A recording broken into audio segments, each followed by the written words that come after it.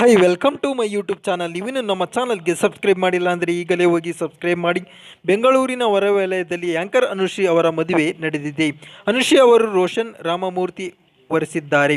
ಇವರಿಬ್ಬರದ್ದು love marriage ಆಗಿದ್ದು, ಶಿವರಾಜ್ ಕುಮಾರ್, ತಾರಾ, ಪ್ರೇಮ, ತರುಣ್, ಸುಧೀರ್, ಹಂಸಲೇಖ, ಶರಣ್ ಸೇರಿದಂತೆ ಹಲವು ಸೆಲೆಬ್ರಿಟಿಗಳು ಮದುವೆಯಲ್ಲಿ ಭಾಗಿಯಾಗಿದ್ದರು.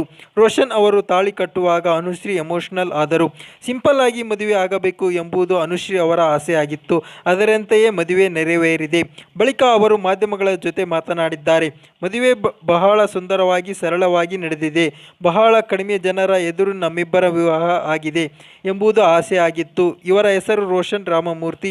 ಕುಶಾಲನಗರದಲ್ಲಿ ಇರುವವರು ಬೆಂಗಳೂರಿನಲ್ಲಿ ಕೆಲಸ ಮಾಡುತ್ತಾ ಇದ್ದಾರೆ. ಈಗ ನನ್ನ ಮದುವೆ ಆಗಿದ್ದಾರೆ. ಮದುವೆಗೆ ಬಂದಿರುವ ಎಲ್ಲರಿಗೂ ಧನ್ಯವಾದಗಳು ಎಂದಿದ್ದಾರೆ ಅನುಶ್ರೀ. ನಮ್ಮದು ಸಿಂಪಲ್ ಲವ್ ಸ್ಟೋರಿ.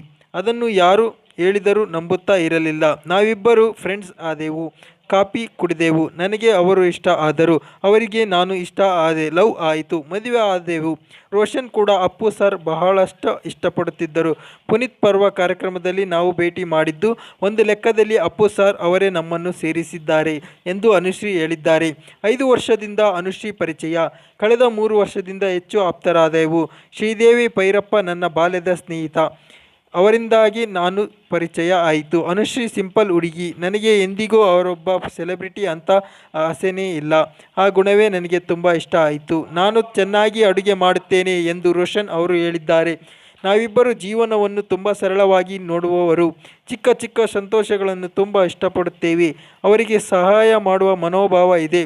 ಅದು ನನಗೆ ಬಹಳ ಇಷ್ಟ ಆಗಿದೆ. ನಮ್ಮ ಅಮ್ಮನಿಗೆ ತುಂಬ ಖುಷಿಯಾಗಿದೆ.